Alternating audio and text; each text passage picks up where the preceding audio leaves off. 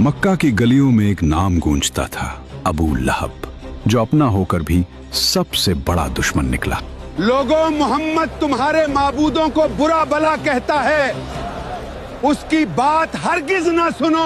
वो हुजूर सल्लल्लाहु अलैहि वसल्लम का सगा चच्चा था, जिसे भतीजे की हिफाजत करनी चाहिए थी, मगर वो इस्लाम का वो बदतरीन दुश्मन बन गया, जिसकी हलाकत का ऐलान खुद परवरदिगार ने कुरान की सूरह अल-लहब में कर दिया।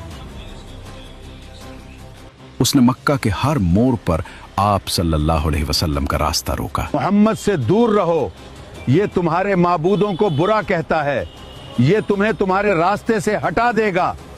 अबू लहब ने हुजूर सल्लल्लाहु अलैहि वसल्लम को तकलीफ पहुंचाने का कोई मौका हाथ से न जाने दिया। जब हुजूर सल्लल्लाहु अलैहि वसल्लम मक्का के बाजारों में लोगों को अल्लाह की तरफ बुलाते, तो अबू लहब पीछे पीछे चलता और कहता, लोगों, ये झूठा है, इसकी बात न सुनना। वो आप सल्लल्लाहु अलैहि वसल्लम की एड़ियों पर पत्थर मारता, यहाँ तक कि आप सल्लल्लाहु अलैहि वसल्लम के कदम लहूलहान हो जाते। उसने अपने बेटों इतबा और अतीबा को हुक्म दिया कि वो हुजूर सल्लल्लाहु अलैहि वसल्लम की बेटियों सैयदा रुक़ैया रज़ी अल्लाहु अन्हा और सैयदा उम्मे कुलसूम रज़ी अल्लाहु अन्हा को तलाक दे दें, ताकि आप सल्लल्लाहु अलैहि वसल्लम को शदीद ज़हनी अज़ियत पहुंचे। इसकी बीवी उम्मे जमील रोज़ाना रात को हुजूर सल्लल्लाहु अलैहि वसल्लम के रास्ते में खारदार झाड़ियां और गंदगी बिछाती थी, ताकि आप सल्लल्लाहु अलैहि वसल्लम को चलने में तकलीफ हो। जंग बद्र में अबू लहब खुद नहीं गया, बल्कि अपनी जगह एक कर्जदार को भेज दिया। जब कुरैश का लश्कर जिल्लत आमेज शिकस्त खाकर वापस आया, तो ये खबर अबू लहब के लिए किसी एटमी धमाके से कम न थी।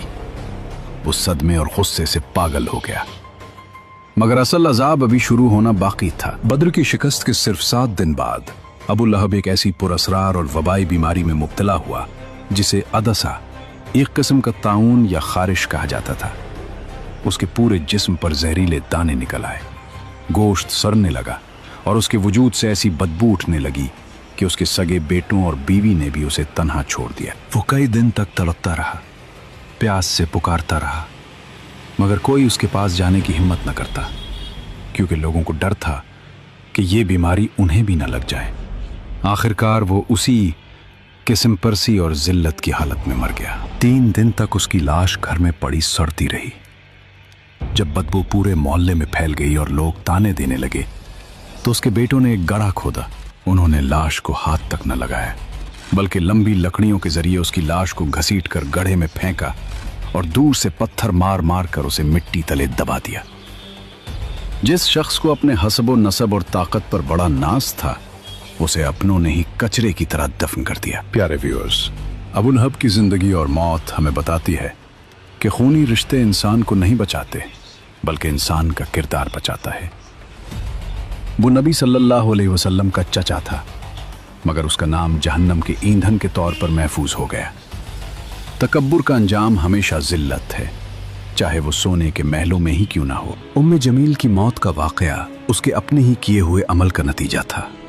एक दिन वो हमेशा की तरह कांटों का एक भारी गट्ठा अपनी पीठ पर लादे आ रही थी। उसने वो रस्सी अपने गले में डाल रखी थी, जिससे वो लकड़ियों को बांधती थी। रास्ते में वो थक कर एक पत्थर पर बैठ गई। अभी वो सिस्ताने ही लगी थी कि अचानक कुदरत का वो फैसला हरकत में आया, जिसका जिक्र कुरान में हो चुका था।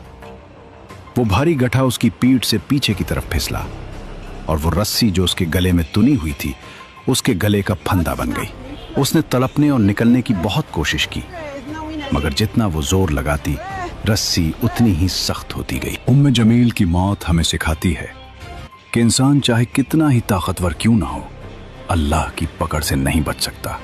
उसने जिन हाथों से कांटे बिछाए, वो हाथ टूट गए, और जिस जबान से बदगोई की, वो हमेशा के लिए खामोश कर दी गई। बिस्मिल्लाहिर्रहमानिर्रहीम।